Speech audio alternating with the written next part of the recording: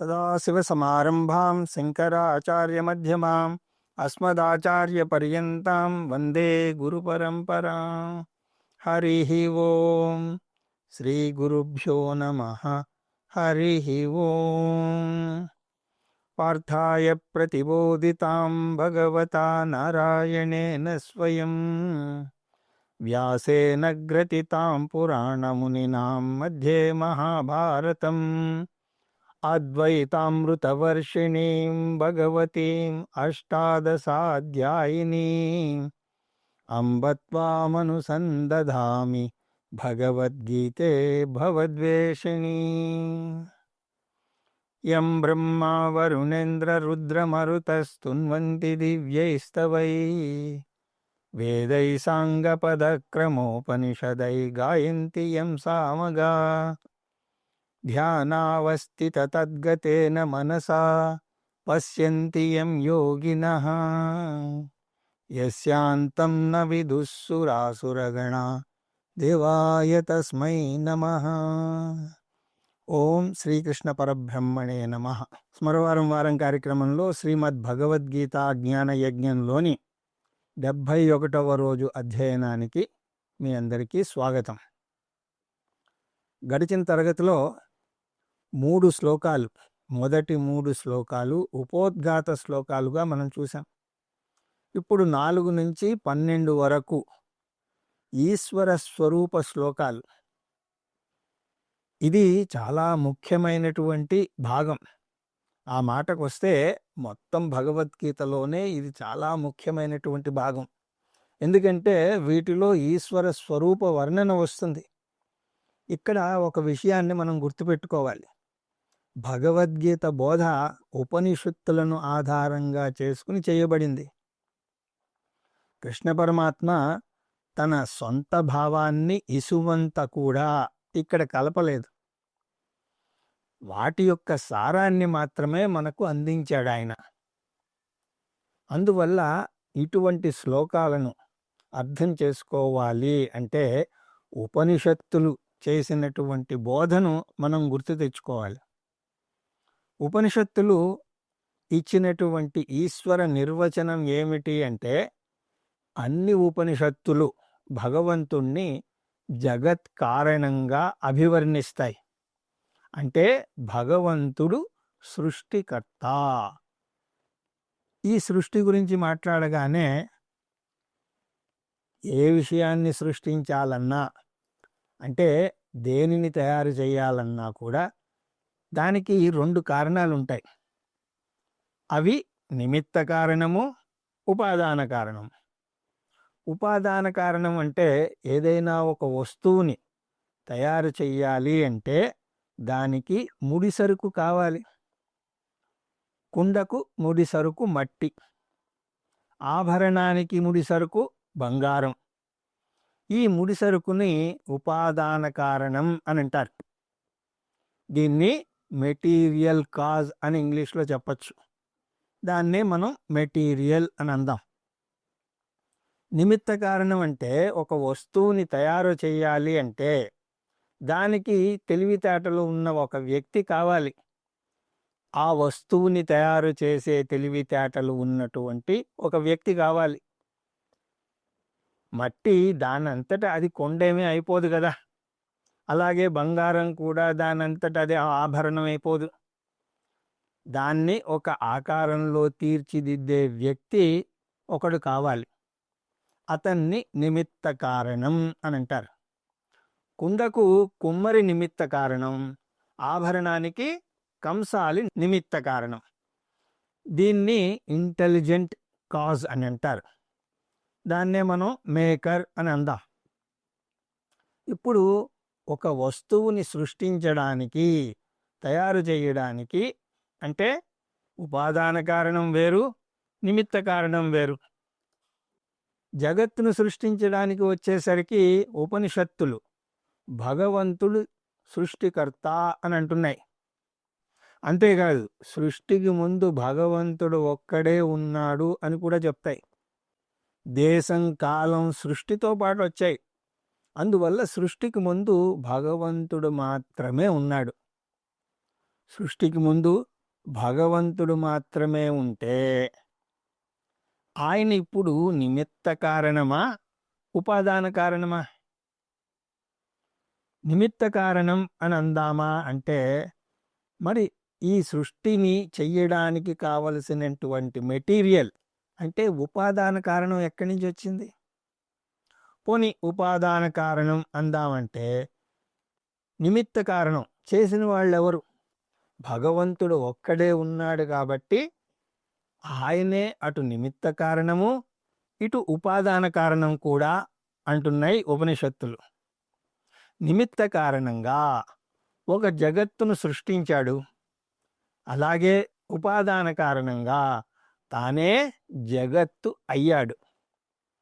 కానీ మన అనుభవం అలా అవడానికి ఒప్పుకోదు. ఎందుకంటే మనం చూసే ప్రతి వస్తువు తయారీ వెనుక నిమిత్త కారణం వేరు, ఉపాదాన కారణం వేరు. అన్నం వండాలి అంటే బియ్యం అన్నది ఉపాదాన కారణం, వంట మనిషి నిమిత్త కారణం, అవునా కాదా? కానీ ప్రతి నియమానికి ఒక ఉల్లంఘన ఉంటుంది, ప్రతి అపవాదానికి ఒక ఉత్సర్గ ఉంటుంది అని అంటారు.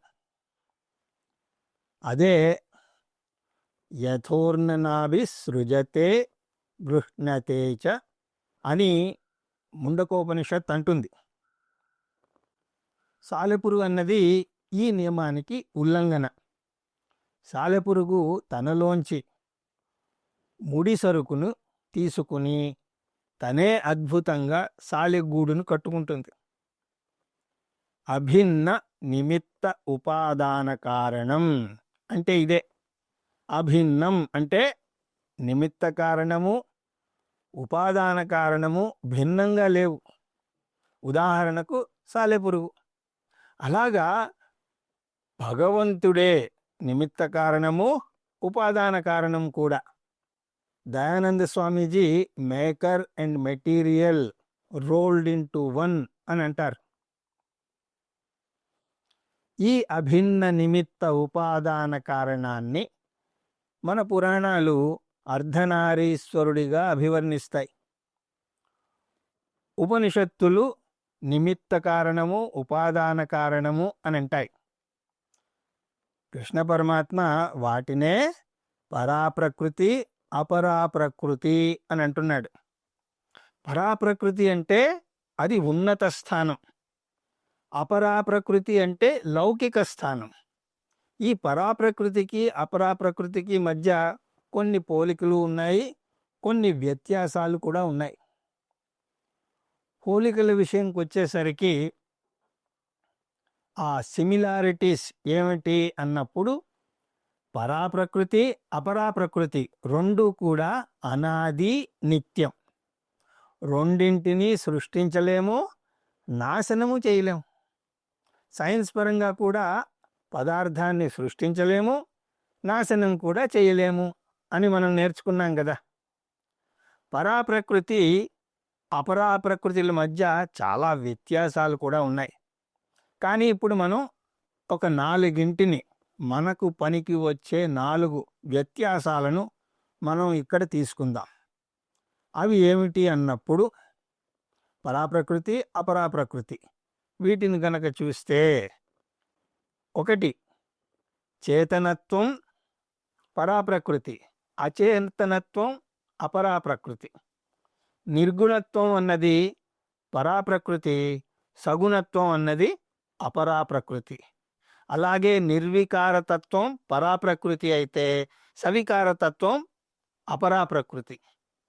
సత్యం పరాప్రకృతి, మిథ్యా అన్నది అపరాప్రకృతి. అపరాప్రకృతి జడం కాబట్టి అది ప్రతిదానికి చేతన మీద ఆధారపడాల్సి వస్తుంది. అందువల్ల అది అస్వతంత్రం, అది స్వయంగా ఉనికి లేనిది. దాన్ని మిథ్యా అని అంటారు. దేనికైతే స్వయంగా ఉనికి లేదో దాన్ని మిథ్యా అని అంటారు. అయితే ఇప్పుడు భగవంతుడు ఎవరు? చేతన అచేతన, నిర్గుణ సగుణ, నిర్వికార సవికార, సత్య మిథ్య. పరాప్రకృతి అపరాప్రకృతుల మేలు కలయిక ఈ భగవంతుడు. అయితే సృష్టికి ముందు పరాప్రకృతి లక్షణాలు అపరాప్రకృతి లక్షణాలు ఒకే దేవునిలో అవ్యక్తంగా ఉంటాయి. అవ్యక్త దశ నుంచి సృష్టి ఎలా జరిగిందో వివరంగా చెప్తాయి ఉపనిషత్తులు. దీన్ని సృష్టి ప్రకరణము అని అంటారు. ఈ 7వ అధ్యాయంలో సృష్టి ప్రకరణాన్ని 2 దశల్లో వివరించనున్నాడు కృష్ణ పరమాత్మ. ఉదాహరణకి ఒక విత్తనం దాన్ని తీసుకుంటే దాని ఎదుగుదలలో మొదటి దశ చిన్న మొక్క, 2వ దశ పెద్ద వృక్షం.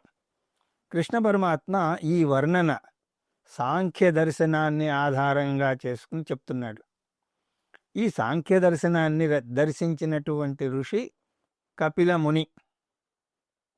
దానికి మన అద్వైత సిద్ధాంతానికి కొన్ని వ్యత్యాసాలు ఉన్నాయి, కానీ ప్రస్తుతం దాని పద్ధతిని తీసుకోవచ్చు. ఆ పద్ధతి ప్రకారం సృష్టి 2 దశల్లో జరుగుతుంది. ఒకటి పరాప్రకృతి, అపరాప్రకృతి 2 వస్తాయి. ఆ తర్వాత అపరాప్రకృతి 8గా విభజించబడుతుంది. పరాప్రకృతి ఏమీ అవ్వదు, ఎందుకంటే అది నిర్వికారం. అందువల్ల 2వ దశలో 8 అపరాప్రకృతి, 1 పరాప్రకృతి, దట్ ఈజ్ ఈక్వల్ టు భగవంతుడు. ఆ తర్వాత ఈ 8గా విభజించుకున్నటువంటి అపరాప్రకృతి వివిధంగా భాషిస్తున్నటువంటి జగత్తు అవుతుంది. ఆకాశాద్వాయు, వాయోరగ్ని, అగ్నిరాపః, అద్య పృథివీ, పృథివ్యా ఓషధయః, ఓషధయోభ్యాన్నం, అన్నాత్ పురుషః అని తైత్తిరీయ ఉపనిషత్తులోని మంత్రం. అంటే మన ఎదురుగా కనిపిస్తున్నటువంటి జగత్తు అంతా కూడా అపరాప్రకృతి. అయితే పరాప్రకృతి ఏంటి? దానికోసం నిరంతరం నువ్వు పరుగులు పెడుతున్నావే, కృష్ణ పరమాత్మ ఆ పరుగుల్ని ఆపు అని అంటున్నాడు. నువ్వు వెతుకుతున్న పరాప్రకృతివి నువ్వే అని అంటున్నాడు. చూసే నువ్వు పరాప్రకృతి, చూడబడే జగత్తు అపరాప్రకృతి. మనస్సు కూడా వస్తువే, కాకపోతే సూక్ష్మ వస్తువు. తత్వబోధలో మనస్సు యొక్క నిర్వచనం వస్తుంది.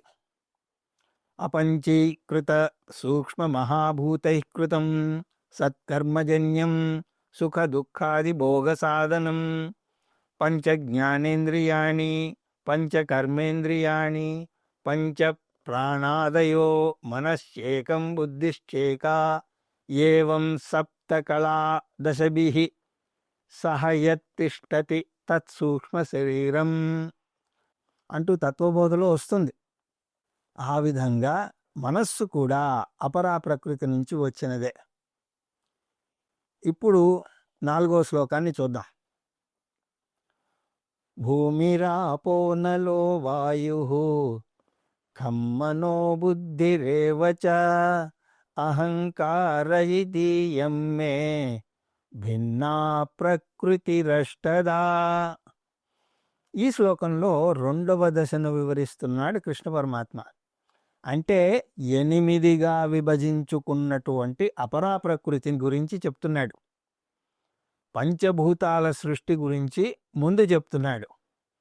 పంచభూతాలు కూడా 2 రకాలు ఉన్నాయి అని మనం తత్వబోధలో చూసాం. ఒకవేళ ఎవరైనా తత్వబోధ విని ఉండకపోతే ఆ తత్వబోధ మళ్ళీ ఒక్కసారి వినండి, అప్పుడు మీకు భగవద్గీత చాలా సులువుగా అర్థం అవుతుంది. స్థూల పంచభూతాలు ముందు సూక్ష్మభూతాలు అవుతాయి. అవి పంచీకరణం అనేది జరిగి స్థూల పంచభూతాలు అవుతాయి.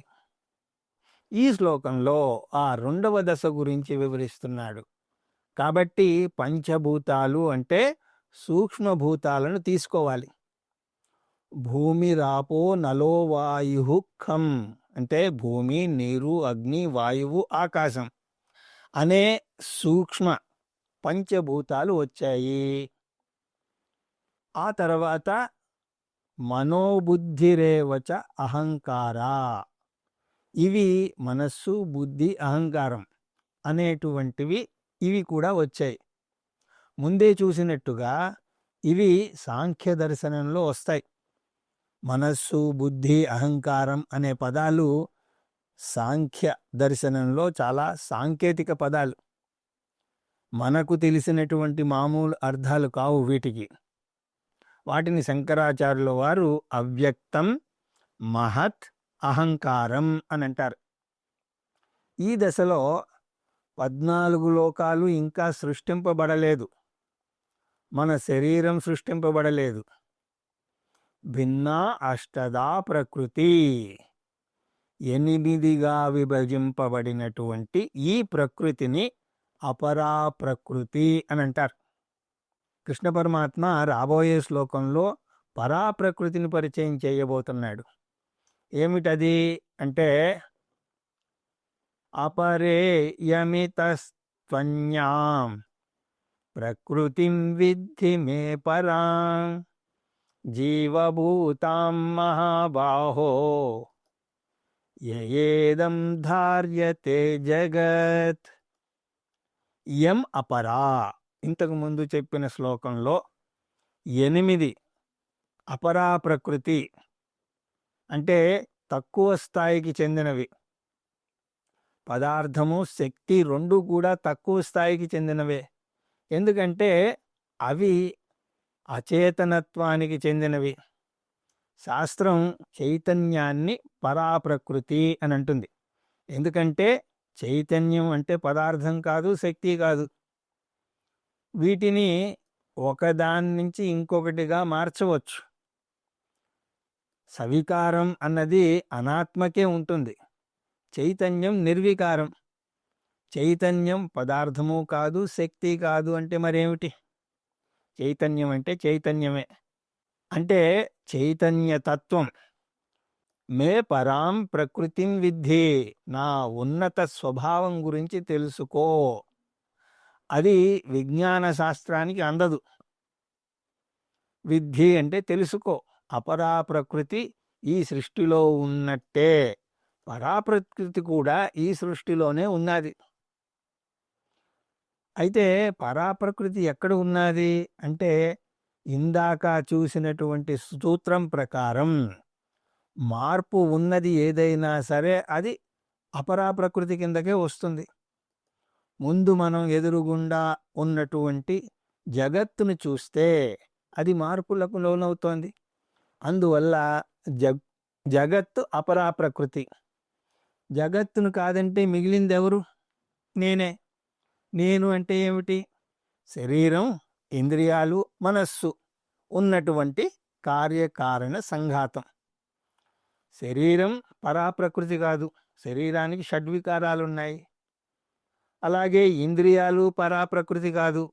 ఇంద్రియాల యొక్క పటుత్వం కూడా తగ్గుతుంది. మనస్సు కూడా పరాప్రకృతి కాదు. మనస్సులో అనేక భావాలు చెలరేగుతూ ఉంటాయి. ఒక్కోసారి కోపంగా ఉంటుంది, ఒక్కోసారి ఆనందంగా ఉంటుంది. అదీ కాక జాగ్రత్తావస్థలో జాగ్రత్త ప్రపంచాన్ని, స్వప్నావస్థలో స్వప్న ప్రపంచాన్ని చూసినటువంటి మనస్సు సుషుప్తిలో పడుకుంటుంది. కానీ పడుకుని లేచాక నేను హాయిగా పడుకున్నాను అని అంటాం. అంటే ఆలోచనలు ఉన్న, ఆలోచనలు లేని మనస్సుని ఒకటి సాక్షిగా చూస్తోందన్నమాట. అంటే సాక్షి చైతన్యం. ఆ చైతన్యాన్ని నేనే. అయితే ever the experiencer, never the experienced. అనుభవించే నేను ఎన్నటికీ కూడా అనుభవింపబడే వస్తువుని కాను. నువ్వు వెతుకుతున్నటువంటి చైతన్యం లేదా పరమాత్మ నువ్వే. తత్ త్వం అసి. ఇది ఒక మహావాక్యం. ఈ మహావాక్య అర్థం ఈ శ్లోకంలో వస్తోంది కాబట్టి ఈ శ్లోకం చాలా ముఖ్యమైనటువంటి శ్లోకం. సృష్టి పరాప్రకృతి అపరాప్రకృతుల మేలు కలయిక. అనుభవించే నేను, పరాప్రకృతి, అనుభవింపబడేది ఏదైనా సరే అది అపరాప్రకృతి. ఇక్కడ మహాబాహో అని అనడంలో ఈ జ్ఞానం పొంది నీ కండబలంతో పాటు బుద్ధి బలం కూడా పెంచుకో అని అర్జునుణ్ణి వేళాకోళం చేస్తున్నాడు. జీవభూతాం విద్ధి, జీవుడే పరాప్రకృతి అని తెలుసుకో. మనశ్శరీరాల వెనక ఉన్న చైతన్యమే పరాప్రకృతి. ఎలాగైతే విద్యుత్ శక్తి ఫ్యాన్కు లైటుకు జీవాన్ని ఇస్తుందో అలాగా చైతన్యతత్వం మనశ్శరీరాలకు చైతన్యాన్ని ఇస్తుంది. ఆ చైతన్యమే నా పరాప్రకృతి. దాని గొప్పదనం ఏంటిటా? యయా, ఆ చైతన్యతత్వమే ఇదం జగత్ ధార్యతే, ఈ సంపూర్ణ జగత్తును ధరిస్తూ ఉన్నది. వ్యష్టిపరంగా చైతన్యాన్ని మనం ప్రాణరూపంలో అనుభవిస్తున్నాం. ఎలా తెలుస్తోంది అంటే శరీరాన్ని ముట్టుకుని చూడండి, అందులో చైతన్యం ప్రాణరూపంలో ఉంటుంది. ఎప్పుడైతే ఆ ప్రాణం పోతుందో అప్పుడు అది జడం అవుతుంది, అందులో చలనం ఉండదు. వ్యష్టిలో జీవం ఉంటే శివం, జీవం లేకపోతే శవం. సమిష్టిగా చూస్తే పరాప్రకృతి వల్లనే విశ్వమంతా కూడా ఒక క్రమ పద్ధతిలో నడుస్తోంది. నక్షత్ర మండలాన్ని పరిశీలించినట్టయితే దాని వెనక ఎంత జ్ఞానం ఉందో తెలుస్తుంది. అందువల్ల మన మతంలో జగత్తును విశ్వరూప ఈశ్వరుడిగా కొలుస్తాం. సృష్టిలో కనబడే భాగం అపరాప్రకృతి, దాని వెనక నుంచి నడిపించే తత్వం పరాప్రకృతి. సృష్టి విశ్వరూపం. పురుష సూక్తం ఈ విశ్వరూపాన్నే వర్ణిస్తుంది. అలాగే తమిళంలో పెరుమాళ్ అని అంటారు భగవంతుణ్ణి. పెరుమాళ్ అంటే పెరు ఆళ్, ఆళ్ అంటే మనిషి, పెరు అంటే పెద్ద, అంటే చాలా పెద్ద మనిషి. ఆ భగవంతుడు జగత్తుకి స్థితికారుడు అని చెప్పిన తర్వాత ఏతద్యోనీని భూతాని సర్వాణి త్యుపధారయ అహం కృష్ణస్స జగతః ప్రభవ ప్రళయస్తదా. ఇప్పుడు రెండో దశ చూడబోతున్నాం. మొక్క రెండవ దశలో ఎలా పెద్ద వృక్షం అవుతుందో అలాగా స్థూల ప్రపంచం అంతా కూడా వస్తుంది. సూక్ష్మ పంచభూతాల నుంచి స్థూలభూతాలు వస్తాయి. అవి ఏమిటి అంటే ఆకాశం, వాయువు, అగ్ని, నీరు, పృథివీ. ఇవి భూతాలు కాబట్టి వీటి నుంచి వచ్చినటువంటిది ఏదైనా సరే భౌతికం అని అంటారు. దీనికి గొప్ప ఉదాహరణ మన శరీరమే. మన శరీరంలో ఘనపదార్థం పృథ్వీతత్వం. శరీరంలో ఉన్నటువంటి నీరు నిజానికి ఆ నీటి వల్లనే మన శరీరానికి ఒక ఆకారం వస్తుంది, అది జలతత్వం. మన శరీర ఉష్ణోగ్రత ఎప్పుడూ సమానంగా ఉంటుంది. వాతావరణంలో 0 degrees ఉన్నటువంటి కైలాస పర్వతానికో వేరే చలి ప్రదేశానికో వెళ్ళినా సరే మనలో ఉష్ణోగ్రత మారదు. దీన్ని అగ్నితత్వం అని అంటాం. మనం తీసుకునేటువంటి ఊపిరి వాయుతత్వం. ఆకాశం అంటే ఖాళీ ప్రదేశం, శరీరంలో ఉండే ఖాళీ ప్రదేశం అంతా కూడా ఆకాశతత్వం. అందువల్ల శరీరాన్ని భౌతికం అని అంటారు. సర్వాణి భూతాని, మన కంటికి కనపడని అతి చిన్న క్రిముల నుంచి బుద్ధిజీవి అయినటువంటి మనిషి వరకు అన్నీ సృష్టించబడ్డాయి. ఇంకో విధంగా చెప్పాలి అంటే అన్నీ కూడా పంచభూతాల ద్వారా సృష్టింపబడ్డాయి.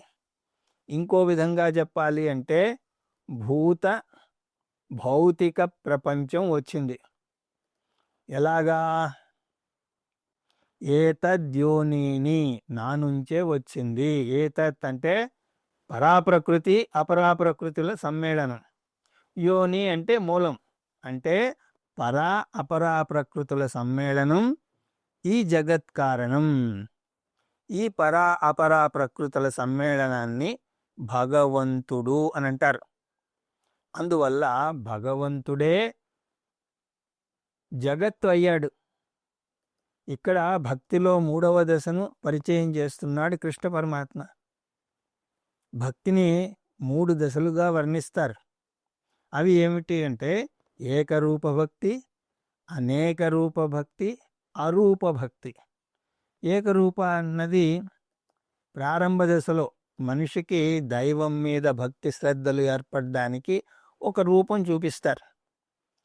అలాగా కొంతమంది విష్ణువుని కొలిస్తే, కొంతమంది ఈశ్వరుణ్ణి కొలుస్తారు, శివుణ్ణి కొలుస్తారు.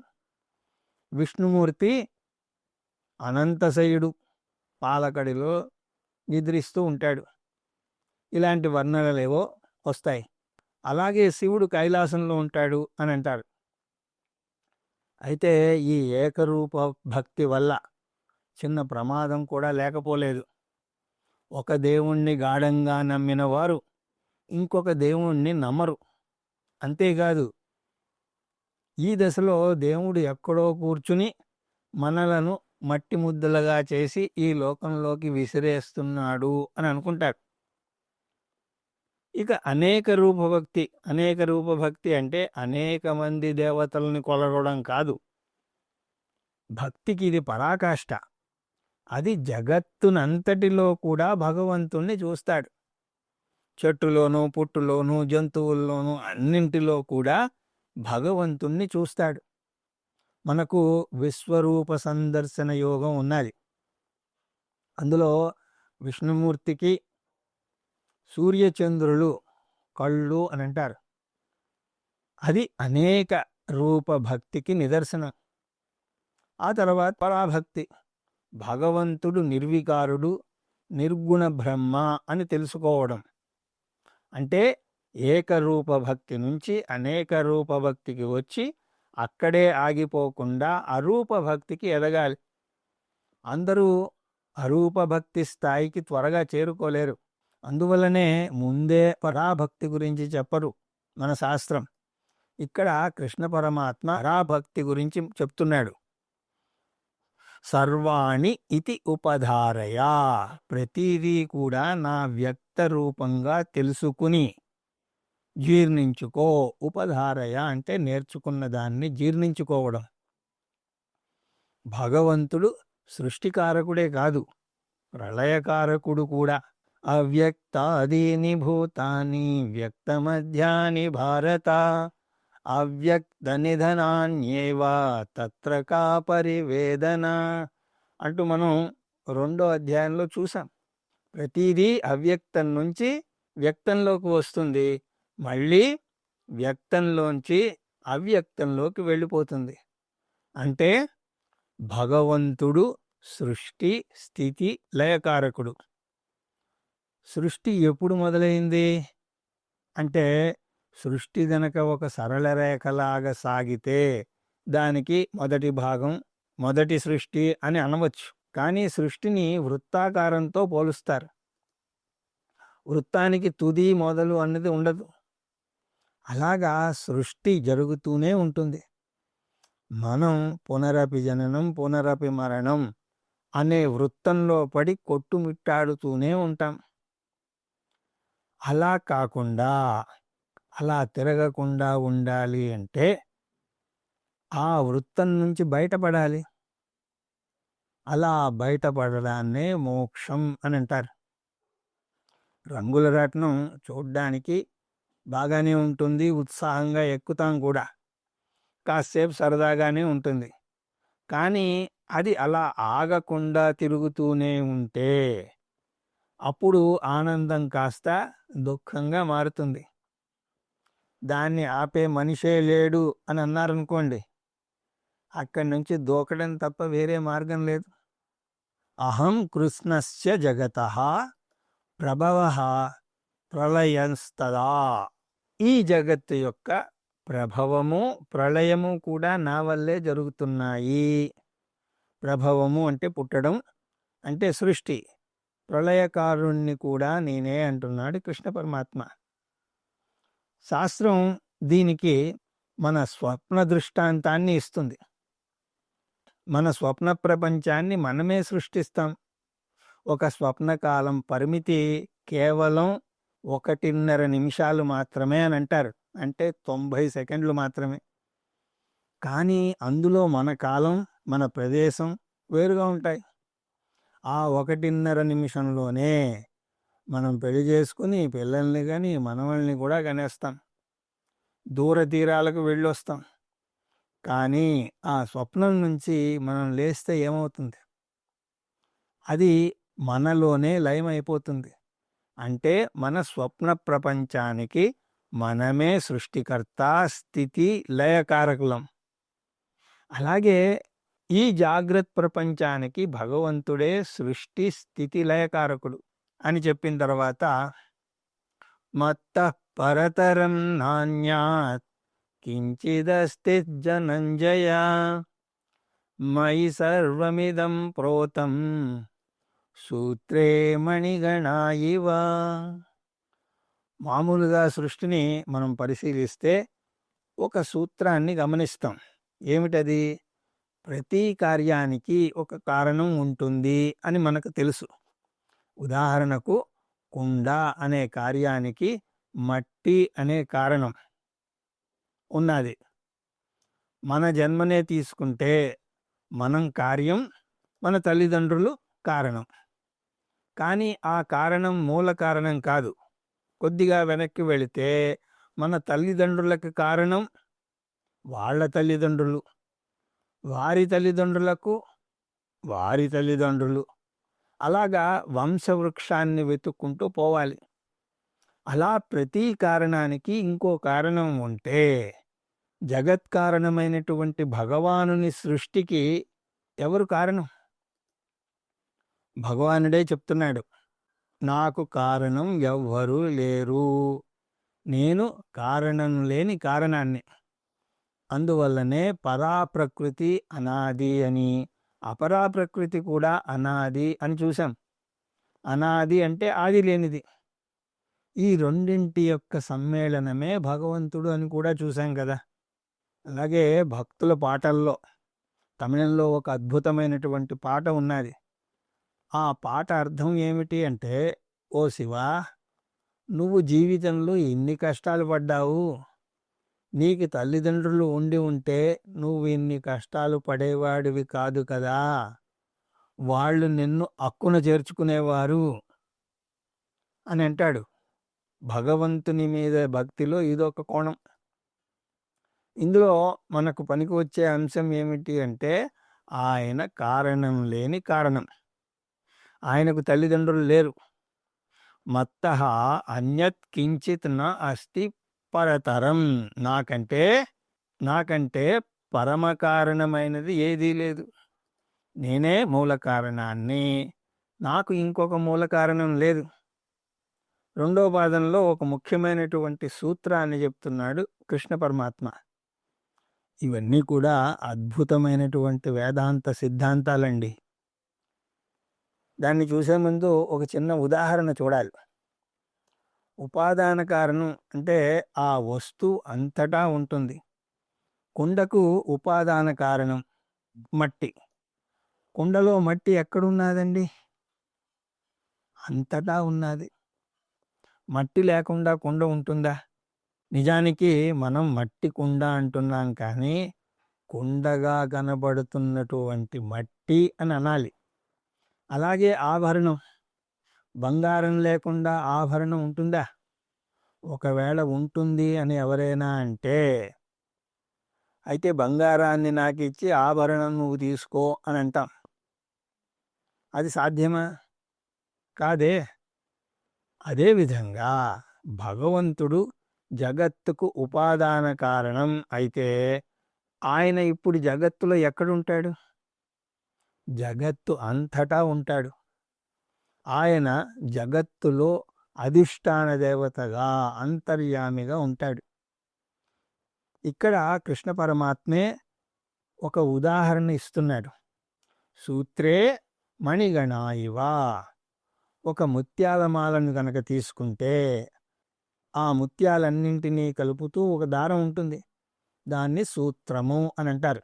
మణులకు ఉన్న సూత్రంలోని అన్ని మణులను కూర్చినట్టు మయి సర్వమిదం ప్రోతం. ఈ జగత్తు అనే మణిమాలకు నేనే సూత్రాన్ని. కనపడే మణులలో కనపడకుండా సూత్రం ఉంటుంది. అలాగే కనపడే జగత్తు అంతటా కూడా కనబడనటువంటి భగవంతుడే సూత్రంగా ఉంటాడు. అందువల్ల ఎవరైనా దేవుడు ఎక్కడ ఉన్నాడు అని అడిగితే దానికి జవాబు చెప్పకుండా ఎదురు ప్రశ్నించాలి, దేవుడు ఎక్కడ లేడు. అదే విషయాన్ని ప్రహ్లాదుడు అంటాడు కదా, ఇందుగలడు అందులేడని సందేహం వలదు, చక్రి సర్వోపగతుండు ఎందెంది వెతికి చూచిన అందందే గలడు ధనవాగ్ని వింటే అని అంటాడు. అందుకోసమే భగవంతునికి ఇంకొక పేరు సూత్రాత్మ. అన్ని జీవులలోనూ సూత్రంగా ఉంటాడు. ఇక వచ్చే తర్వాత శ్లోకాల్లో అనేక రూప ఈశ్వరుణ్ణి వర్ణిస్తున్నాడు కృష్ణ పరమాత్మ. దాన్ని తర్వాత తరగతిలో దర్శించే ప్రయత్నం చేద్దాం. హరి ఓం తత్సత్.